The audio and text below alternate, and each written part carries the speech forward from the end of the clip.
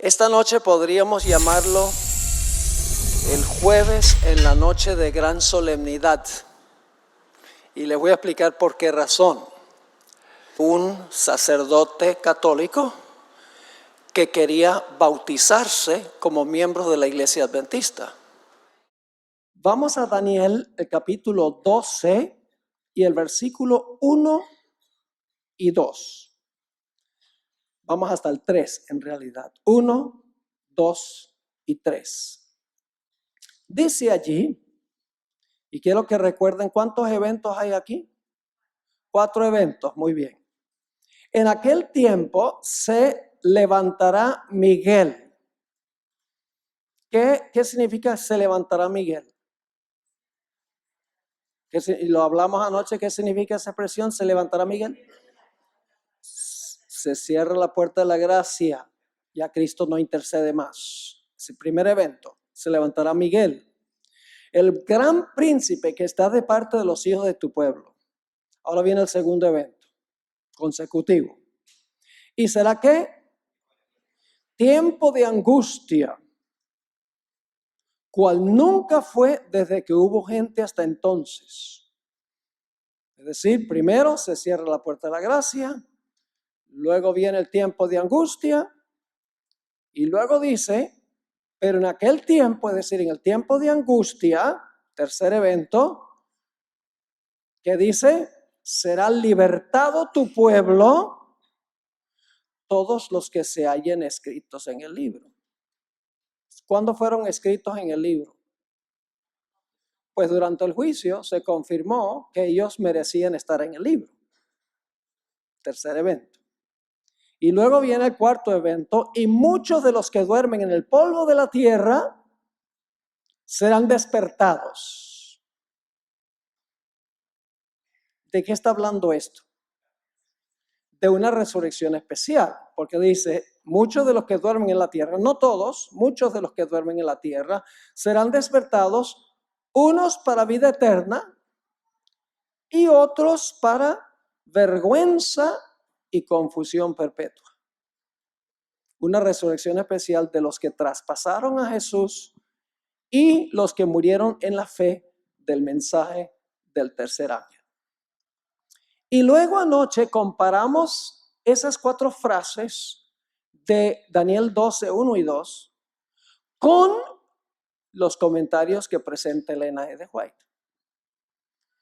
Y como dijimos, esas 4 frases en los escritos de la hermana White hay que estudiarlos en orden inverso, empezando con la resurrección especial, luego siguiendo con la liberación del pueblo de Dios, luego el tiempo de angustia y luego el levantamiento de Miguel. Y la razón por la cual en los escritos de la hermana White estudiamos esa secuencia de eventos en orden inverso es porque queremos saber qué tiene que decir la hermana White sobre los versículos que vienen antes de Daniel 12:1, que son los versículos 40 al 45. El problema es que no podemos empezar en el versículo 40 hasta el versículo 45, porque la hermana White no cita ni un solo de esos versículos. Ni siquiera se refiere, no usa la terminología de esos versículos. Así que tratar de buscar a dónde la hermana White comenta sobre Daniel 11, 40 al 45, no podemos, porque no cita los versículos y porque no usa la terminología. Pero si trabajamos hacia atrás y si descubrimos a dónde ella cita Daniel 12:1, entonces ella debe comentar sobre los versículos antes de Daniel 12:1 en las páginas anteriores de donde cita Daniel 12:1. ¿Están entendiendo lo que estoy diciendo?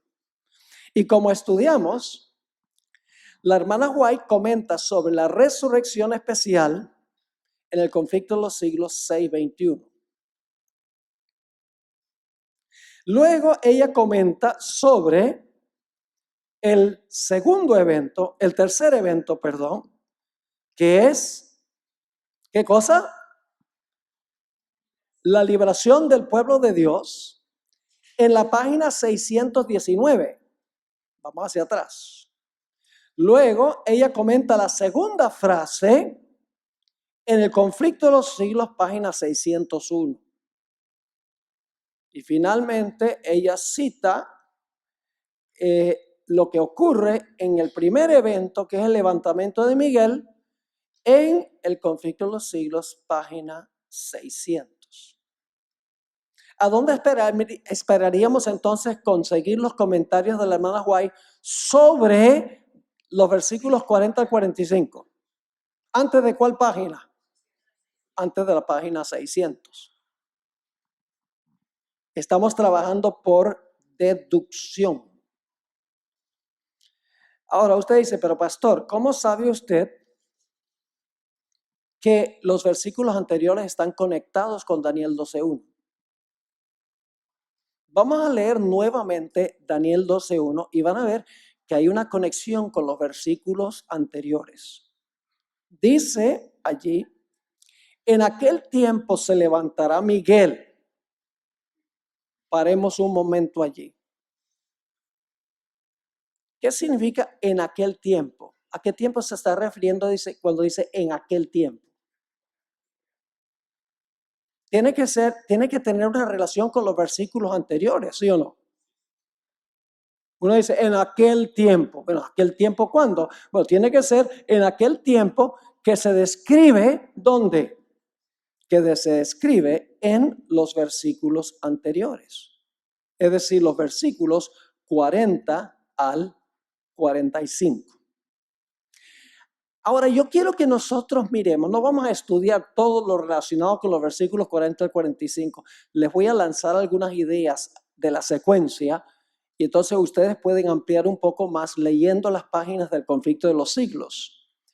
Pero lo que quiero hacer es mostrarles la relación que existe entre Daniel 11, 44, la segunda parte de Daniel 11, 44, y el versículo 45, y Daniel 12:1. Es decir, vamos a hacer un paralelo entre Daniel 11, 40, la segunda parte del versículo, y el versículo 45, con Daniel 12 y el versículo 1.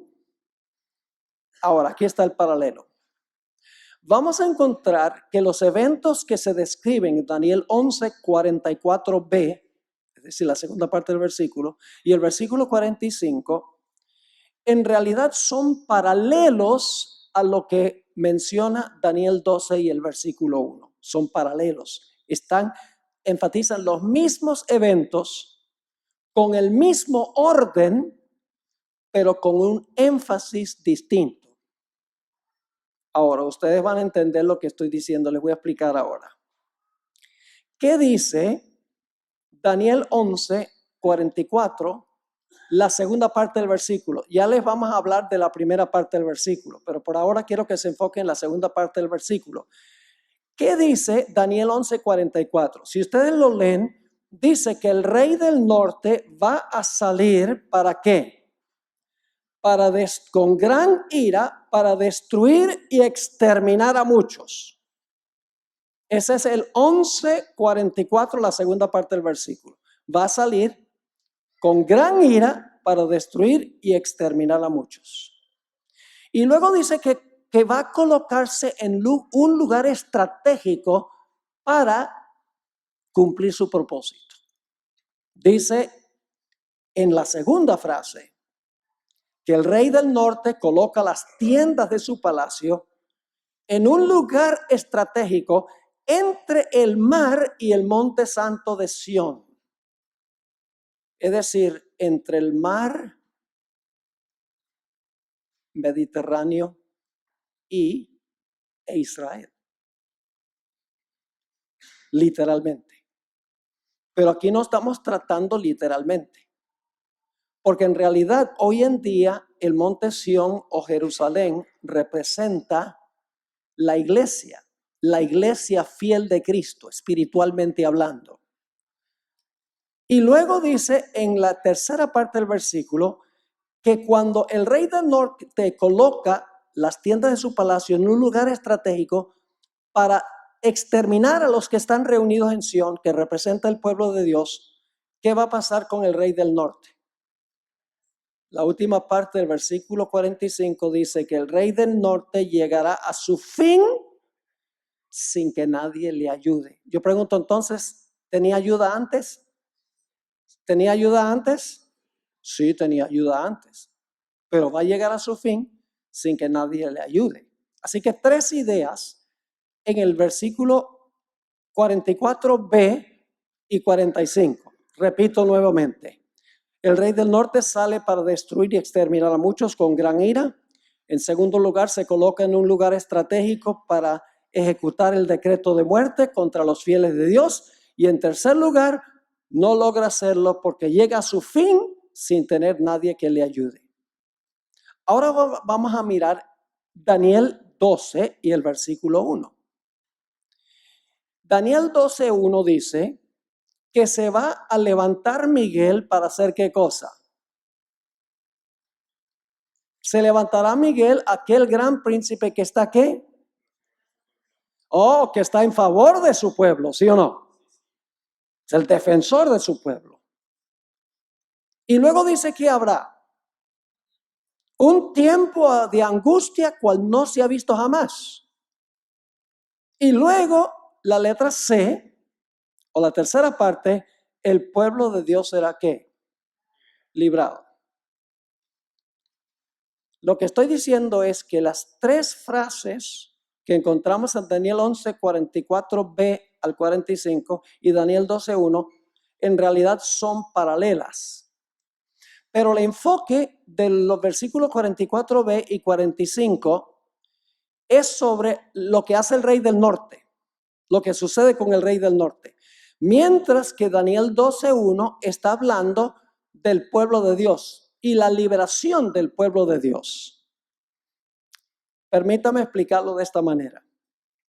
Cuando el rey del norte salga con grande ira para destruir y matar a muchos, se levantará Miguel para defenderlos. ¿Ven la relación? Cuando el rey del norte sale con grande ira para destruir a muchos, se levanta Miguel para defender a su pueblo. La segunda frase, cuando el rey del norte coloca las tiendas de su palacio en un lugar estratégico para ejecutar el decreto de muerte, habrá para el pueblo de Dios un terrible ¿qué? Un terrible tiempo de angustia. Y cuando el rey del norte esté por aniquilar al pueblo de Dios, ¿qué va a hacer Dios? El rey del norte vendrá a su fin y no tendrá quien le ayude. ¿Me están entendiendo lo que estoy diciendo? Es decir, el versículo 44b y el 45, las 3 fases se enfocan en el rey del norte y lo que va a pasar con el rey del norte.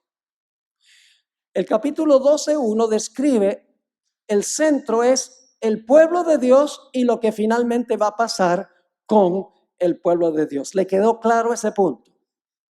Ahora, necesitamos preguntarnos, sin embargo, ¿qué hay con el capítulo 11, versículo 44, la primera parte? Versículo 44a, podríamos decir, porque solamente comenzamos con el B. El versículo 44, la primera parte del versículo, nos explica por qué es que el rey del norte se ensaña con el pueblo de Dios. Vamos a leer lo que dice el versículo 44. Pero noticias del oriente y del norte, ¿lo qué? La versión que yo tengo dice los atemorizarán. Otras versiones dicen lo espantarán. ¿Qué es lo que va a espantar o alarmar al rey del norte para lanzarse contra el pueblo de Dios? Noticias que vienen ¿de dónde? Que vienen del norte y del oriente. Ahora surge la pregunta, ¿qué significa eso? Noticias del norte y del oriente que van a enardecer al rey del norte, lo van a alarmar para llevar a destruir el pueblo de Dios. Daniel no lo dice, pero Apocalipsis sí. Apocalipsis es una explicación de Daniel. Quiero leerles una cita del Espíritu de Profecía. El libro es Cristo Triunfante, página 344. Elena White escribió: los libros de Daniel y Apocalipsis son uno. El uno es una profecía y el otro una revelación. Uno, un libro que fue sellado, y el otro, un libro abierto.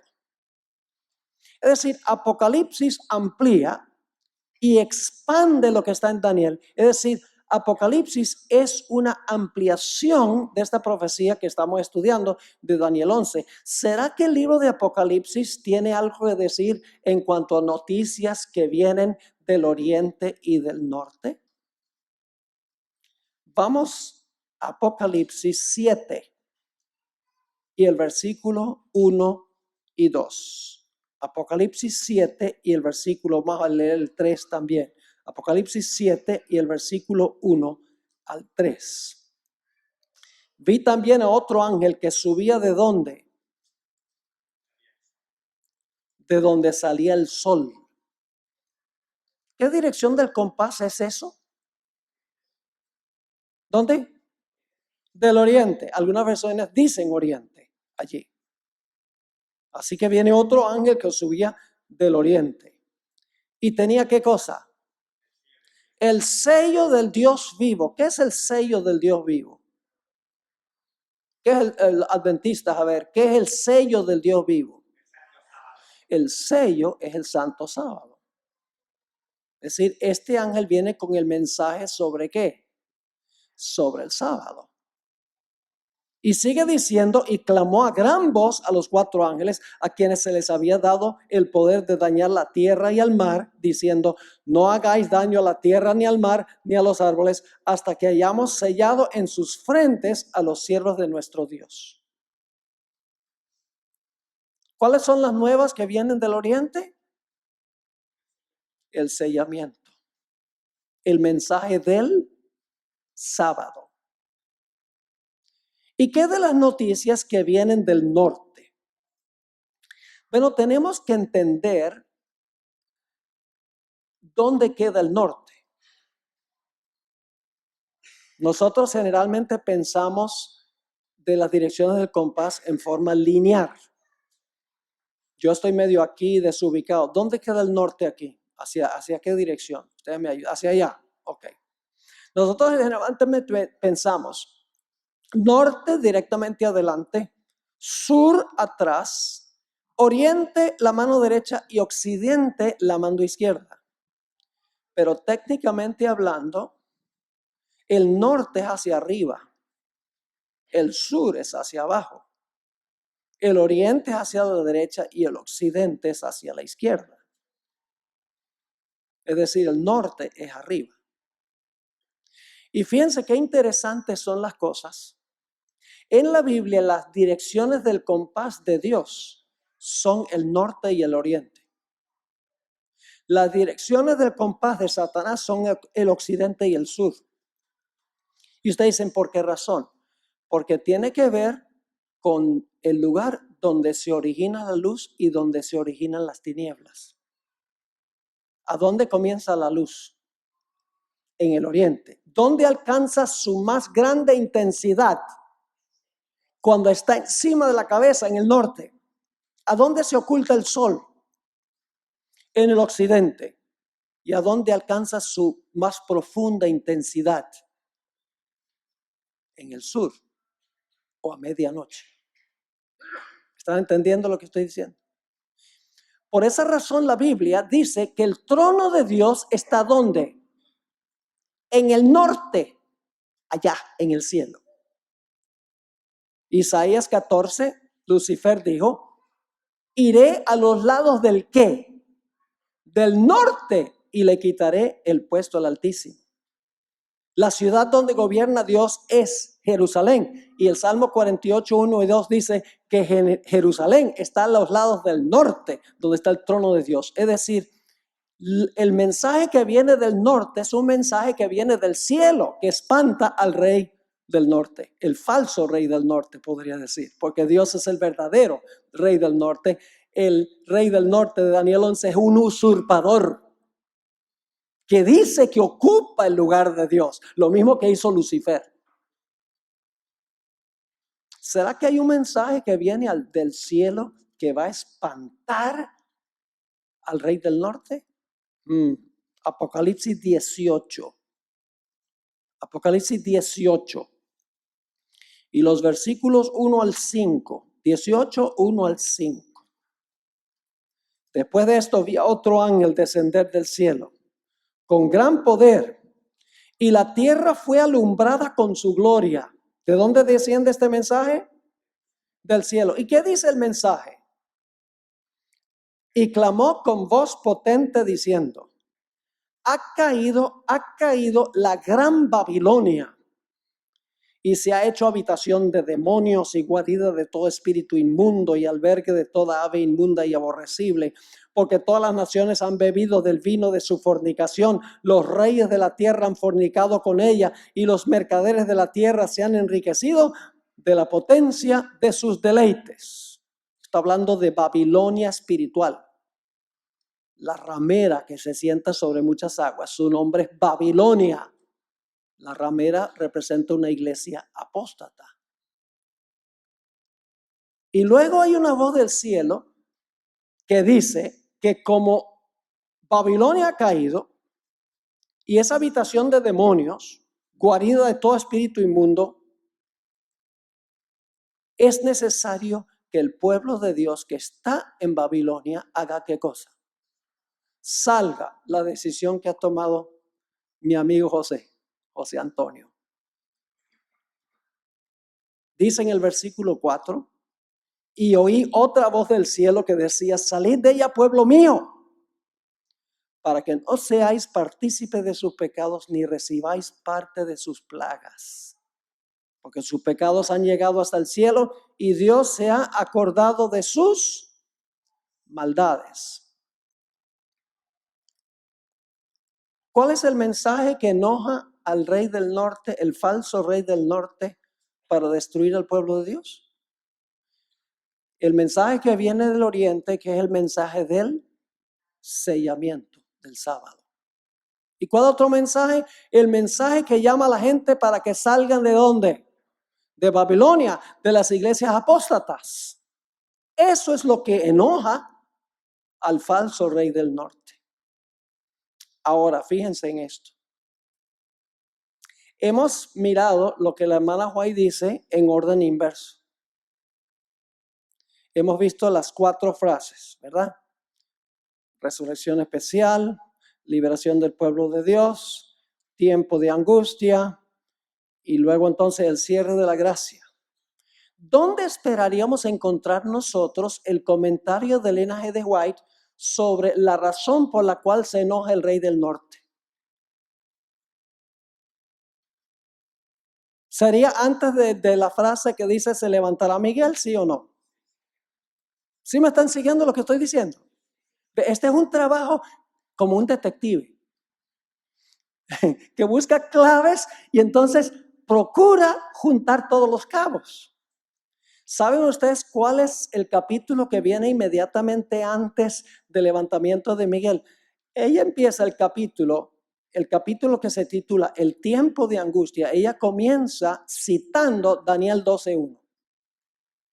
¿Saben cómo se titula el capítulo anterior?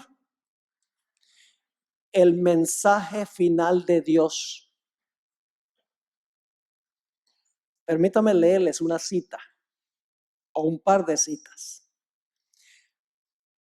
Página 591. Ya le vimos que 600 es el levantamiento de Miguel. Ahora, 591, ella escribe lo siguiente: mientras la observancia del falso sábado, que es el sábado de Babilonia, en obediencia a la ley del Estado y en oposición al 4º mandamiento, será una declaración de lealtad a un poder que está en oposición de Dios. La observancia del verdadero sábado en obediencia a la ley de Dios será la evidencia de lealtad al Creador. Mientras que una clase de personas recibe la marca de la bestia como señal de sumisión a los poderes terrenales, la otra recibe el sello de Dios como señal de lealtad a la autoridad divina. Por haber escogido el signo de obediencia a la autoridad divina, recibirá el sello de Dios. Así que en el capítulo inmediatamente anterior, ella describe las nuevas que vienen del oriente y del norte. Dice, el sábado va a llevar el sellamiento de los fieles y el domingo los que reciben la marca de la bestia.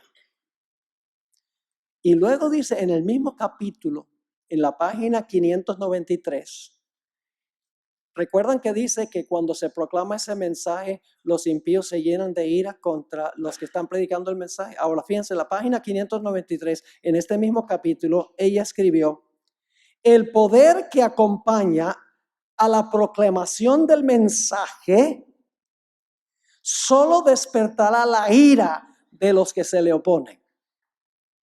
En el mismo capítulo. ¿Qué va a ser el mensaje final de Dios? Va a causar que el rey del norte con grande ira, ¿qué? Vaya contra el pueblo de Dios. En la página 600 del Conflicto de los Siglos, la hermana White escribe, el poder que acompaña la última amonestación, y ella ha citado Apocalipsis 18, 1 al 5 aquí. El poder que acompaña la última amonestación ha enfurecido a los malvados. Su ira se ensañará contra todos los que hayan recibido el mensaje. Y Satanás despertará el espíritu de odio y persecución en un grado de intensidad aún mayor. ¿Están captando el punto? ¿Tiene algo que decir Elena G. de White sobre el versículo 44? ¿Sí o no? No usa la terminología. No cita el versículo. Pero yendo de Daniel 12:2 hacia atrás, vemos que ella dice que lo que va a enfurecer a los impíos es el mensaje del sellamiento y el mensaje para salir de Babilonia. Trabajando hacia atrás. Ahora, así que las noticias del norte se identifican en Apocalipsis 18, 1 al 5 como el fuerte clamor, y la nueva del oriente representa el sellamiento del pueblo de Dios. Y ustedes dicen, bueno, pastor, y los versículos anteriores a ese, el versículo 40 al 43, eso se lo voy a dejar de tarea. Ya que tienen la clave de cómo estudiar esto, lo pueden hacer por su cuenta. Pero les voy a dar una idea. Si ustedes continúan yendo hacia atrás en el conflicto de los siglos, del capítulo, el mensaje final de Dios hacia atrás, van a descubrir que la hermana White comenta sobre cada una de esas frases, sin usar la terminología y sin citar los versículos. Ella describe cada uno de los detalles, empezando con el versículo 40, a donde dice que en el tiempo del fin, el rey del norte, el rey del sur, se acorneará contra el rey del norte. Ahora, ¿qué significa eso? Que el rey del sur en el tiempo del fin. Yo le pregunto, ¿cuándo comienza el tiempo del fin? Los adventistas bien versados lo saben. ¿Cuándo comienza el tiempo del fin? En 1798. ¿Cómo comienza Daniel 11:40? En el tiempo del fin, el rey del sur se acorneará o se enojará con el rey del norte. ¿Quién es el rey del norte? El rey del norte es el papado. Ahora yo pregunto, ¿qué sistema se levantó para atacar al papado cuando comenzó el tiempo del fin en 1798? ¿Cuándo? En la Revolución Francesa. Así que si ustedes buscan en el conflicto de los siglos, le estoy dando los parámetros. Si ustedes buscan en el conflicto de los siglos, el capítulo titulado La Biblia y la Revolución Francesa, ahí empieza el versículo 40. Luego, en los siguientes capítulos, ella comenta cada frase que sigue a eso sin usar los versículos y sin usar la terminología. Y usted dice, pero ¿por qué la hermana White no usó la terminología? Les voy a mencionar en unos momentos, hay una razón histórica por la cual la hermana White no lo hizo. Ahora, la pregunta clave es, ¿quién es el rey del sur que cuando comienza el tiempo del fin se ensaña con el rey del norte? Bíblicamente, el rey del sur es Egipto. Porque el sur está al sur, porque el sur, Jerusalén, perdón, se encuentra al norte de Egipto. Egipto está al sur de Israel. Por eso Egipto literalmente es el rey del sur. Pero no estamos tratando con naciones literales aquí. El principio profético es que Egipto representa un sistema y el rey del norte representa un sistema global y mundial. Estamos tratando con símbolos, en otras palabras. Ahora yo pregunto, desde 1789 a 1798 se realizó lo que se conoce como la Revolución Francesa. ¿Qué fue la Revolución Francesa? Fue un movimiento ateo. Se levantaron contra la iglesia. Proclamaron que no había Dios. Es decir, Francia se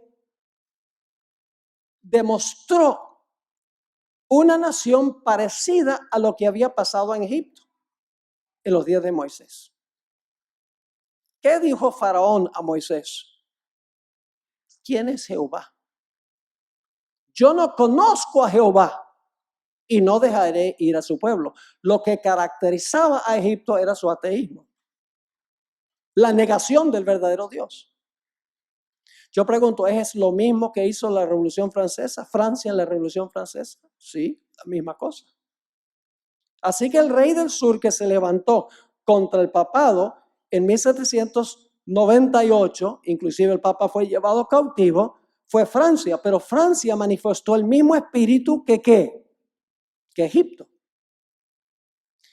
Y por si acaso se preguntan si esta interpretación es correcta, cuando van a Apocalipsis 11, dice allí que el papado gobierna por 1260 años y al final de su periodo de dominio dice allí que un poder del abismo se iba a levantar para matar a los dos testigos, iba a haber derramamiento de sangre, etc.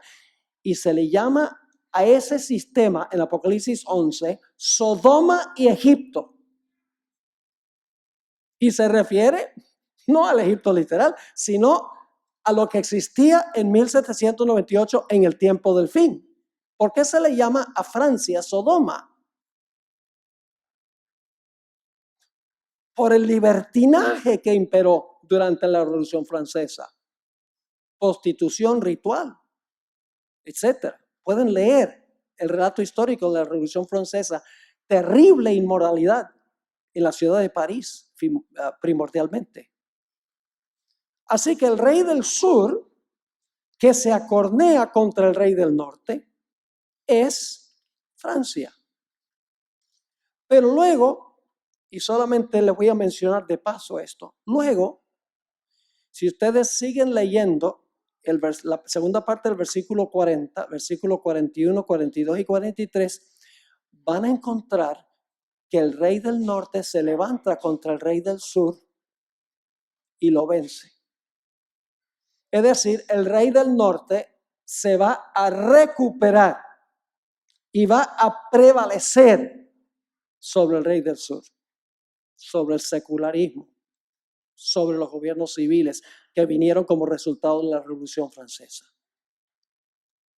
Ahora, si ustedes siguen estudiando desde ese capítulo, la Biblia y la Revolución Francesa, donde se describe Daniel 11:40, la primera parte, y siguen estudiando el conflicto de los siglos hacia adelante, van a encontrar que la hermana White comenta cada uno de esos pasos que mencionan esos versículos sin usar la terminología, sin emplear los versículos específicamente.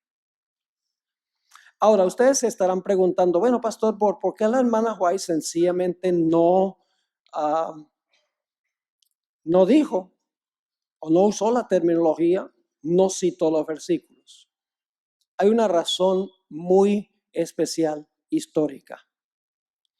Y es que los pioneros de la iglesia adventista unánimemente enseñaban que el rey del norte representaba el papado y que el rey del sur representaba el secularismo que vino como resultado de la Revolución Francesa.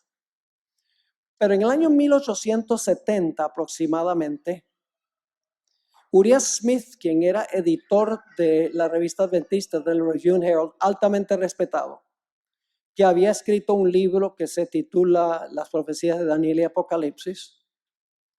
En ese libro, él reinterpretó el significado del rey del norte y del rey del sur. Él dijo en un artículo que fue publicado en el año 1870 que el rey del norte era Turquía. El rey del norte que iba a llegar a su fin era Turquía. Jaime White, el esposo de la hermana White, objetó fuertemente a esta nueva interpretación que trajo Uriah Smith en su libro, de que el rey del norte era Turquía.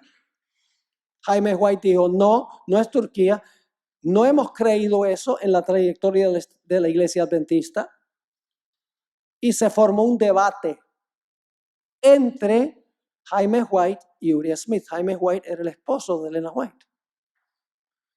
La cosa se puso fea.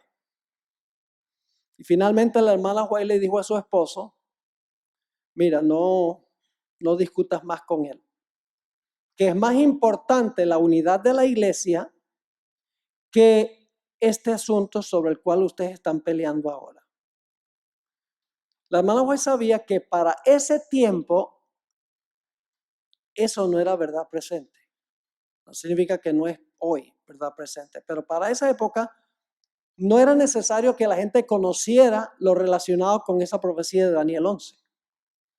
Y por lo tanto, la hermana White, preocupada por la unidad de la iglesia, sencillamente le dijo a su esposo, deja eso quieto. ¿Qué hubiera sucedido si la hermana White hubiera citado los versículos de Daniel 11, 40 al 45, contradiciendo lo que decía Uriah Smith? Hubieran dicho, claro, la hermana White, claro, va a apoyar a su esposo y no al pastor Smith.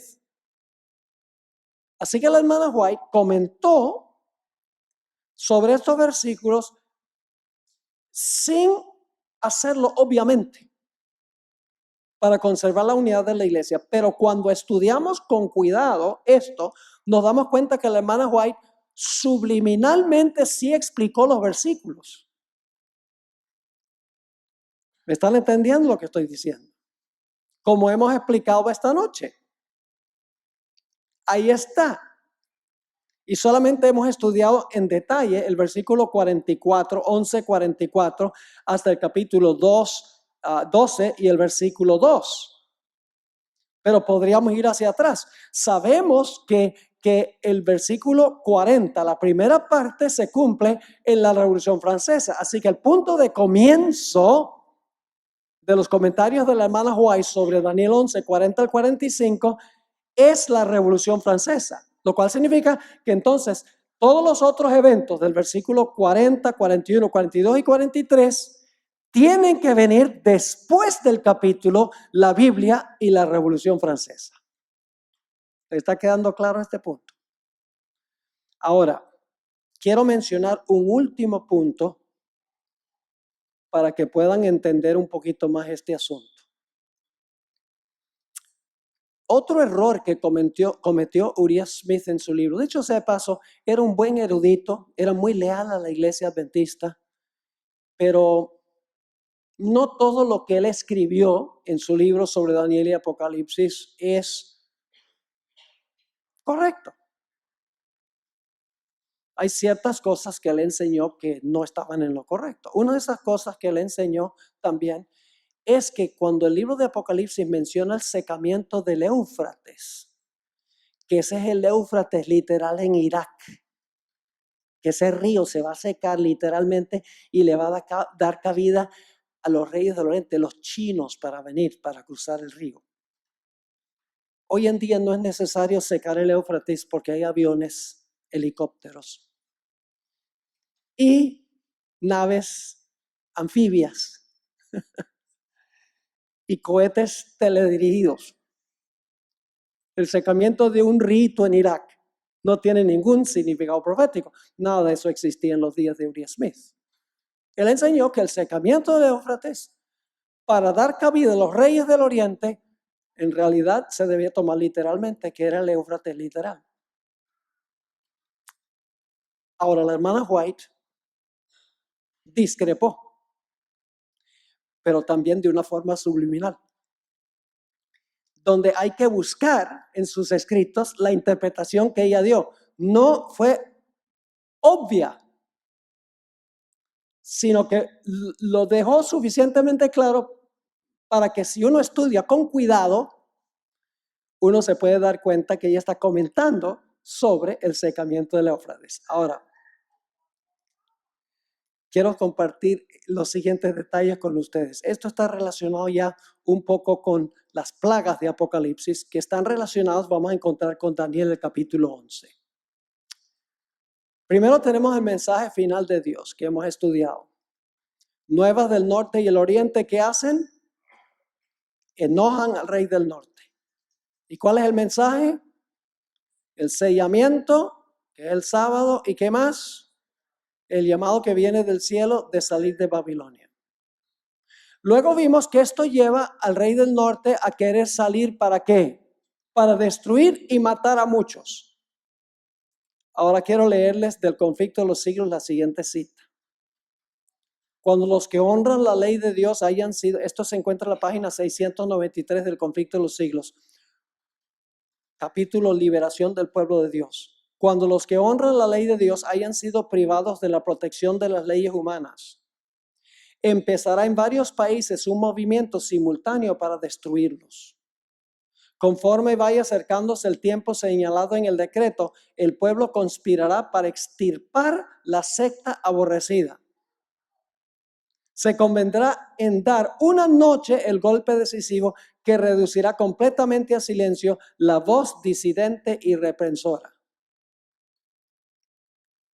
¿Qué evento es ese? Ese evento es cuando el rey del norte sale con gran ira con la intención de matar al pueblo de Dios. ¿Y por qué? Porque el pueblo de Dios ha proclamado el mensaje del sellamiento y el llamado para salir de Babilonia. Luego, la hermana White describe en esa misma página el tiempo de angustia. Está comentando sobre Daniel, el capítulo 11, 44, capítulo 12, 1 y 2. Ya van a ver, tiempo de angustia.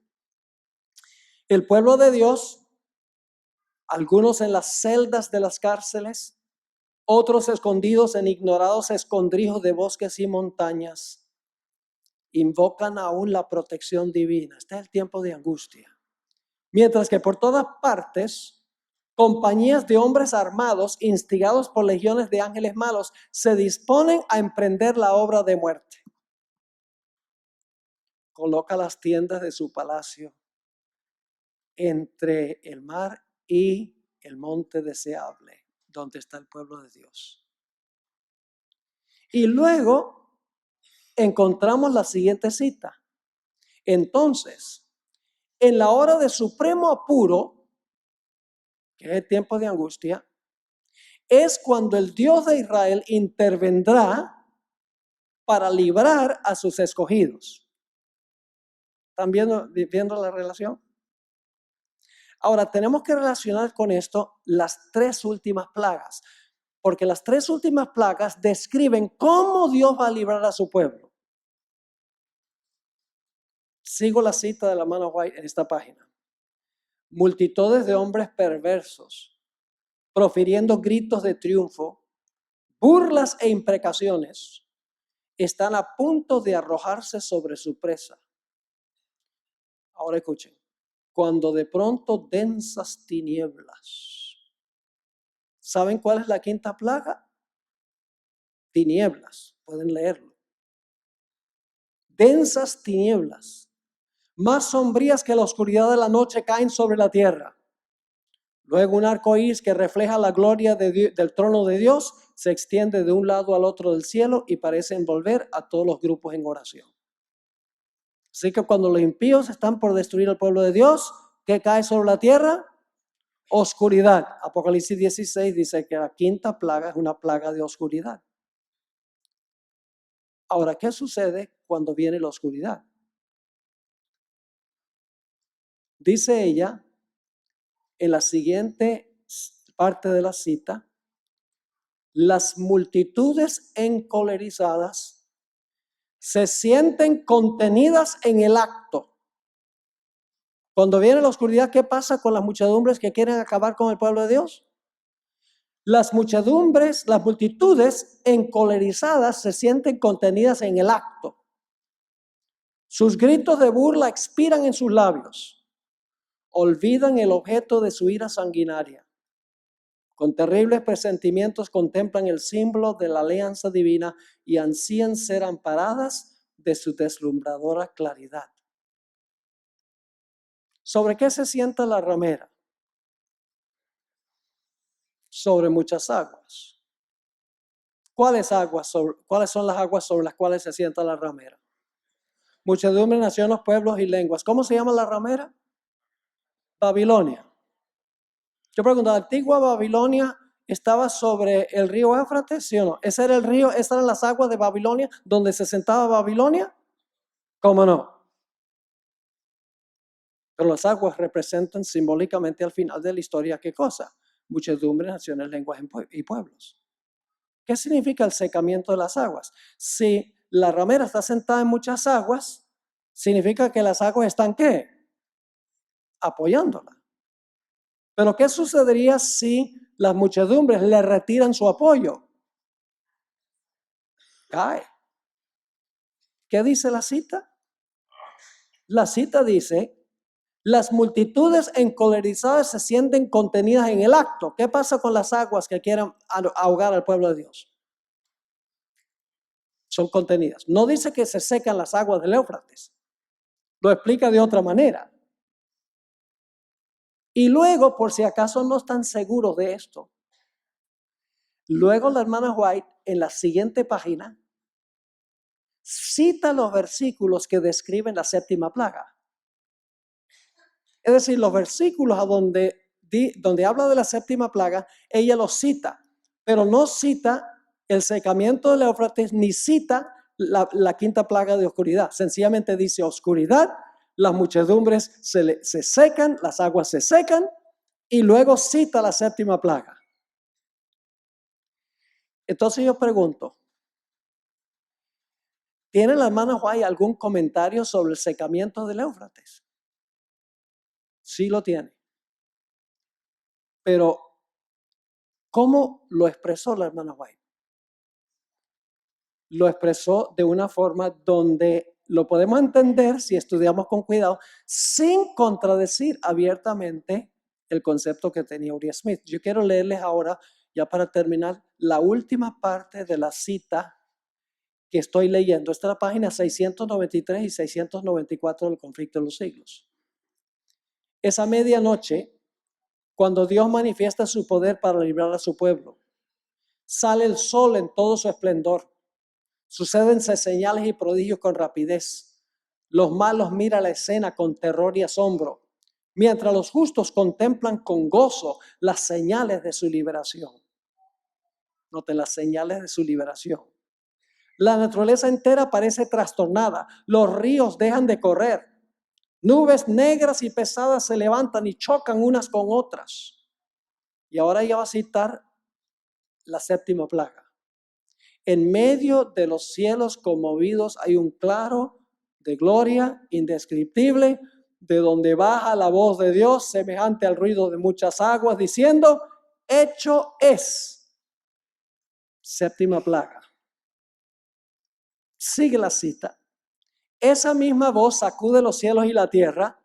Síguese un gran terremoto y luego cita, cual no fue jamás desde que los hombres han estado sobre la tierra. Esa es una cita de la séptima plaga. Sigue. Toda la tierra se alborota e hincha como las olas del mar. Su superficie se raja. Sus mismos fundamentos parecen ceder. Se hunden cordilleras. Desaparecen islas habitadas. Los puertos marítimos que se volvieron como Sodoma por su corrupción son tragados por las enfurecidas olas. Y luego va a citar otra vez la séptima plaga. La grande Babilonia vino en memoria delante de Dios para darle el cáliz del vino del furor de su ira. Y luego cita el versículo 21 de la séptima plaga que dice, pedrisco grande, cada piedra como el peso de un talento, hace su obra de destrucción. ¿Están captando el punto? Ahora, si la hermana White en la página 694 está citando la séptima plaga, ¿a dónde esperaríamos conseguir sus comentarios sobre la sexta? La página anterior. ¿Dónde esperemos conseguir su comentario sobre la quinta? En la página anterior. Y ahí tenemos los impíos listos a acabar con el pueblo. Las aguas, en otras palabras, están corriendo libremente, las muchedumbres, para acabar con el pueblo de Dios. Pero luego, ¿qué sucede? Cae oscuridad, la quinta plaga. Y entonces las muchedumbres, ¿qué pasa? Son contenidas en el acto, se secan, se les secan a Babilonia. Y entonces cae, ¿qué cosa? La séptima plaga. ¿Y saben lo que es interesante? Solo unas pocas páginas antes de esto, la hermana White comenta las primeras 4 plagas. Qué interesante. Así que, hermanos y hermanas, nosotros, con la ayuda del Señor, debemos estudiar con cuidado, no solo la Biblia, sino también el Espíritu de Profecía. Tenemos que mirar la secuencia de cosas, no solamente leer, sino sencillamente buscar el orden en que presenta la hermana White el material y luego buscar a ver si ella está siguiendo el mismo orden que tenemos en el libro de Apocalipsis y en el libro de Daniel. Le doy un último ejemplo, ya no relacionado con esto directamente. En cuanto a los 24 ancianos. Otro ejemplo de cómo usar los escritos de la hermana White. La hermana White nunca cita, nunca explica quiénes son los 24 ancianos. No explica quiénes son los 4 seres vivientes. Entonces la gente dice, la hermana White no tenía nada que decir de los 4 seres vivientes y de los 24 ancianos. Apocalipsis 4 y 5 también habla del cordero como inmolado. Es decir, en Apocalipsis 4 y 5 hay un cordero como inmolado, hay uno sentado en el trono, en medio del trono están los seres vivientes y alrededor del trono están los 24 ancianos. Y uno dice, bueno, ¿será que la hermana White tuvo algo que decir de eso? Pues si ustedes buscan nada más superficialmente, dicen la hermana White no comentó nada sobre eso en ninguna parte. Pero si ustedes van a las últimas 3 páginas del deseado de todas las gentes, muy interesante. Ahí habla de la ascensión de Jesús al cielo. Y dice que cuando Jesús asciende al cielo, su Padre está sentado en el trono, en el lugar santo. Dice ella que esperando la llegada de Jesús están los querubines y los serafines. Y están los representantes de los mundos que nunca pecaron. Y dice luego que Jesús se presenta ante su Padre y le muestra las heridas en sus manos y en sus pies y en su costado para ver si su sacrificio ha sido aceptado.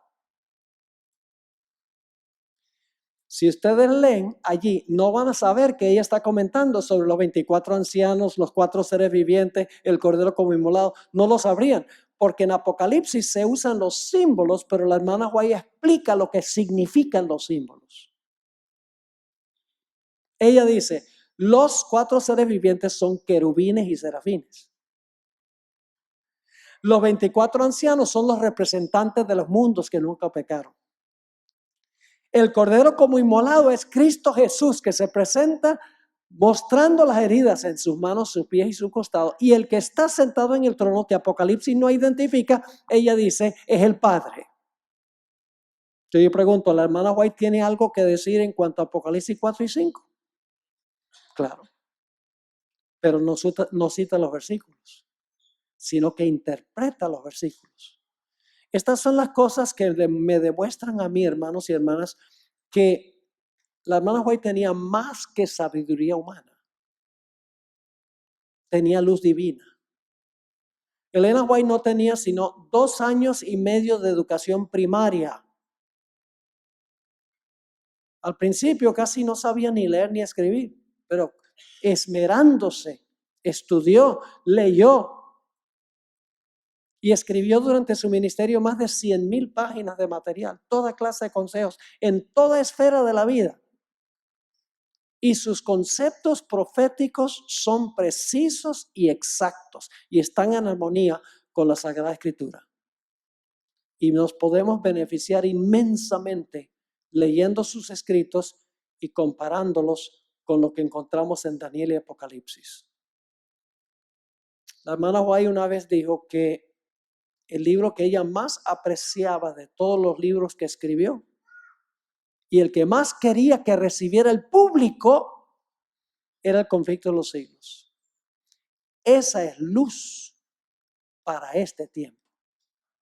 Y ella dice que ese libro, cuando se reparte, puede ser que no cause un impacto inmediatamente, puede ser que alguien coloque el libro en un estante y no lo lea enseguida, pero cuando llegue el momento propicio y exacto, la persona va a abrir ese libro y va a entender lo que está ocurriendo en el mundo y se va a poner de parte de las filas del Señor.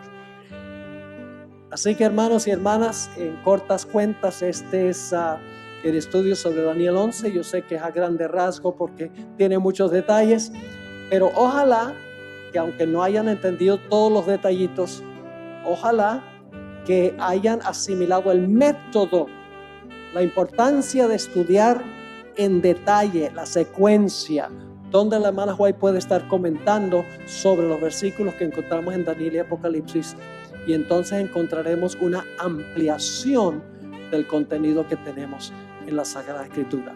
Ahora quiero tener una oración, y por favor no se vayan porque voy a ir a prepararme para el bautismo, y van a ver este hermoso bautismo de José. Él está contentísimo. Que salta en una pata, ¿verdad, José? Así que va a ser un evento glorioso. Yo he estado anhelando que llegue este momento. José Antonio, te considero ya un hermano, aunque todavía no te has bautizado, pero te queremos mucho. Oremos. Padre Celestial, gracias te damos por tu palabra. Gracias porque nos has dado una perspectiva profética en cuanto a lo que va a ocurrir en forma detallada. Pedimos, Señor, que tú nos ayudes a dedicarnos a estudiar la Biblia, las profecías, a estudiar el espíritu de profecía, a colocar a un lado todo lo que estorba nuestra relación con el Señor, todo aquello que no edifica nuestra mente. Danos el poder para colocarlo al lado y para estudiar lo que realmente tiene que ver con nuestro destino eterno. Gracias te damos, Señor, por habernos acompañado y por responder nuestra oración, porque te lo suplicamos en el nombre de Jesús. Amén.